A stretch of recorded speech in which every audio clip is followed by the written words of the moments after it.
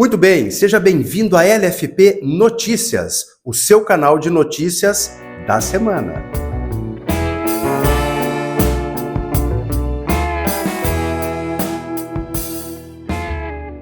Muito bem, vamos às principais notícias jurídicas da semana. Essa semana foi publicado o informativo número 831 do Superior Tribunal de Justiça, um informativo do dia 29 de outubro. Entre os vários destaques do informativo, tem um que merece comentário, que, na minha opinião, merece um comentário negativo. De relatoria do ministro João Otávio de Noronha, da quarta turma, o agravo de instrumento no RESP, número 1854487 do Distrito Federal, ele saiu com o seguinte enunciado. Preste atenção. Em ação de compensação por danos morais, os honorários advocatícios sucumbenciais podem ser fixados por equidade, nos termos do artigo 85, parágrafo 8º do CPC 2015, tendo em vista o direito de imagem possuir valor inestimável. Eu não sei nem por onde começar aqui. Primeiro, quando uma petição inicial ela traz um pedido de dano moral, é obrigatório quantificar o dano moral. Tem que ser colocado um valor líquido. Onde é que está isso? No valor da causa. O CPC ele é claríssimo no sentido de que o valor da causa deve ser o valor do dano moral pretendido. Então, nós temos uma regra básica do direito civil que diz que mesmo aqueles bens incorpóreos, aqueles bens que não possuem um valor estimado, ou ainda, os direitos da personalidade, que são inalienáveis e irrenunciáveis, eles precisam ter uma representação econômica quando houver violação a esse direito e necessidade de compensação ou reparação, que é o caso. Então, assim, o direito da personalidade, o direito de imagem, ele é inestimável, mas a reparação do dano ao direito de imagem, ele não só é estimável, como necessariamente ele deve ser valor determinado, o pedido deve ser certo e determinado.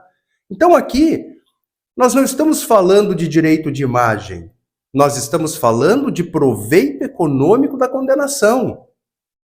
Como assim? Cada vez mais o STJ busca subterfúgios para fugir do próprio tema do 1076. É 10 a 20% sobre o valor da causa ou o proveito econômico. É impressionante como criam coisas que são contrárias à própria lógica jurídica. Isso aqui não faz sentido nenhum. É que nem aquele voto de uma certa ministra que disse que quando o legislador se referiu a valor inestimável, ele também se referiu ao valor muito alto. Isso não é nem jurídico, isso é gramática.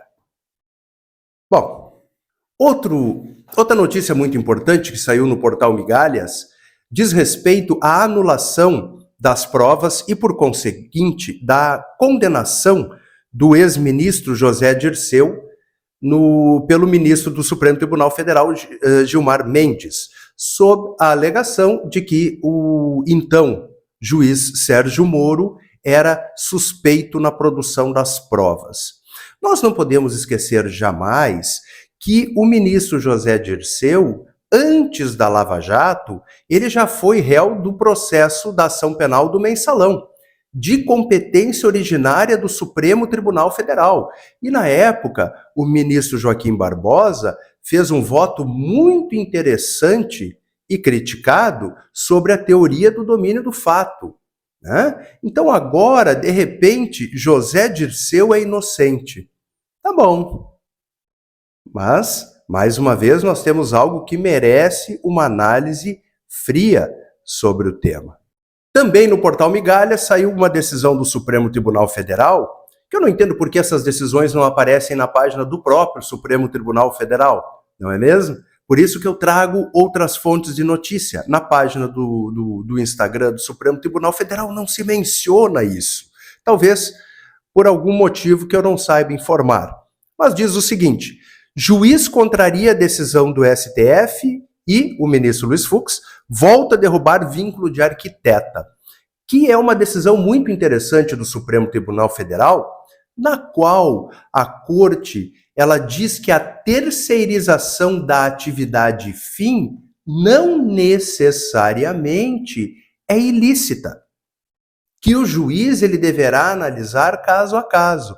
Ora, se a terceirização da atividade fim ela não é necessariamente ilícita, quais são os parâmetros exatos para que um empresário contrate um profissional ou contrate uma PJ? Veja, nós estamos vendo uma campanha no Supremo Tribunal Federal contra a pejotização. Né? Por quê? Porque quem tem uma PJ não tem direitos sociais garantidos. A MEI não vai ter licença maternidade, enfim, fundo de garantia, não vai ter nada disso, certo? Qual é que é o problema? Onde está a raiz do problema? Nós temos que pensar o seguinte: quem é empresário no Brasil sabe que contratar e gerar emprego custa bem caro. Por si só já custa caro. Aí, esse funcionário, quando ele sai, necessariamente ele vai entrar com uma reclamatória trabalhista. E sempre ele vai ganhar alguma coisa. Talvez alguém diga, mas se pagar certinho não ganha. Experiência própria, ganha. E o empresário é quem paga o pato sempre no final das contas. O empresário brasileiro, ele não é o vilão da história, como algumas ideologias tentam impor. O empresário brasileiro, que empreende, que gera emprego no Brasil, ele é um herói. Ele tem que ser protegido. Também no portal Migalha saiu uma decisão importante da Justiça do Trabalho. Vejam, veículo em nome de terceiro pode ser penhorado se posse é do executado. Isso aqui é a aplicação de uma teoria da aparência. A teoria da aparência ela tem vários vieses, tá? Essa é uma delas. Esse é um dos vieses. A teoria da aparência ela leva em consideração o animus domini, ou seja, aquela pessoa que não tem patrimônio registrado no seu nome, mas faz uso desse patrimônio como se dono fosse. Essa teoria já foi rechaçada nos anos 90 pelo STJ, num processo de relatoria do ministro Passarinho Júnior. O que nós temos aqui? Nós temos uma aplicação pela Justiça do Trabalho da teoria da aparência, aquela que já foi rechaçada pelo STJ, certo? Nas relações trabalhistas. É muito importante a aplicação dessa teoria, porque hoje, o brasileiro, ele já descobriu, e se ele ainda não aprendeu, o advogado dele infelizmente vai ensinar, que se ele não tiver nada no seu nome, o Poder Judiciário não o atinge. O que o Poder Judiciário pode fazer se o cidadão não tiver patrimônio? Inscrição no Serasa Ajude? Protesto de sentença? O que mais? Nada. Medidas coercitivas atípicas, bloqueio de passaporte, bloqueio de CNH, super polêmico. Pode fazer, não pode fazer? Viola direito constitucional, não viola? Então, hoje, a Justiça do Trabalho, a meu ver, dá um passo à frente quando traz essa nova perspectiva, que não é nova, tá? Mas que no processo civil comum já foi rechaçada pelo Superior Tribunal de Justiça de maneira, no mínimo, equivocada. Né? Hoje você vê pessoas com benefício da justiça gratuita, porque comprovaram para o magistrado, por declaração de imposto de renda, que não tem nada no nome, vê pessoas assim chegando numa audiência no fórum de BMW, de Mercedes, de carro de luxo. Ué, pode? Claro que não. Mas enquanto o judiciário continuar tomando esse tipo de medida de proteção do devedor, nós não teremos segurança jurídica para o exequente, para o credor. Decisão importante que foi publicada no site, na página do Instagram do Jus Catarina. Veja, invasão de perfil em rede social por hacker gera dano moral presumido. Confirma Tribunal de Justiça de Santa Catarina ao manter a reparação de R$15 mil. Vou ler a matéria. Ao fornecer na internet um serviço de acesso à sua plataforma, Destinado a usuários com finalidades distintas, o apelante deve se comprometer com a segurança da aplicação, diz acórdão. Então, quem fornece um serviço pela internet tem que tomar muito cuidado. A Lei Geral de Proteção de Dados, ela não trata apenas da coleta e do uso e da transformação de dados pessoais, dados sensíveis. Ela não trata apenas disso. Ela também trata de segurança contra a invasão. Aqui nós temos uma responsabilidade por fato de terceiro. Ou seja, o fornecedor do serviço, dentro desse serviço, tinha vamos dizer assim, um acesso à plataforma, e o usuário, o consumidor, ele teve seus dados hackeados por terceiro dentro da plataforma. Gera dano moral? Sim, dever de segurança. Código de Defesa do Consumidor. Uma última notícia que está na página de notícias do Superior Tribunal de Justiça diz respeito a uma decisão tomada no dia 30 de outubro. Acordo para suspender execução não caracteriza desinteresse do credor no prosseguimento da ação. Nas minhas aulas eu tenho falado muito disso. Por quê?